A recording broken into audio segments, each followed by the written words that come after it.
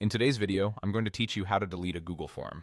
If you've created a form you no longer need, there are two simple places you can delete it from: inside the form editor itself or from the Google Forms home screen. I'll walk you through both so you can use whichever you currently have open. First, let's cover deleting from within the form editor. With your form open in edit mode, look to the top right corner of the page.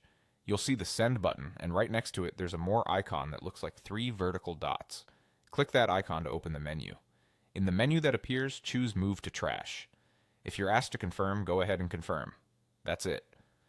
The form is removed from your active files and placed in your Google Drive trash. Now, if you're not inside the editor, you can also delete a form from the Google Forms home screen.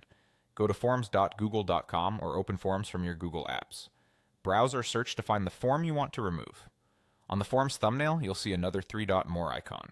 Click those dots to open the options, then select Remove. This has the same effect as the first method. The form is sent to your Google Drive trash. A quick note on wording you might see. Inside the editor, the option is typically called Move to Trash, while on the home screen it may say Remove. Both actions do the same thing and send the form to the same place. Also keep in mind that Google moves deleted items to your Drive trash first.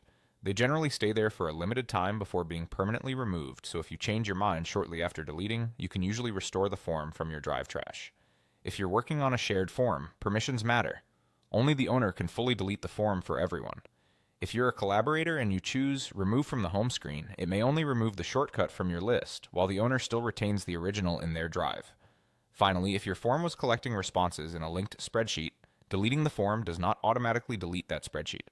The responses file, if one exists, remains in Google Drive and would need to be managed separately. To recap, delete from inside the editor using the three-dot menu next to Send and choose Move to Trash, or delete from the form's home screen by clicking the three dots on the form's thumbnail and selecting Remove.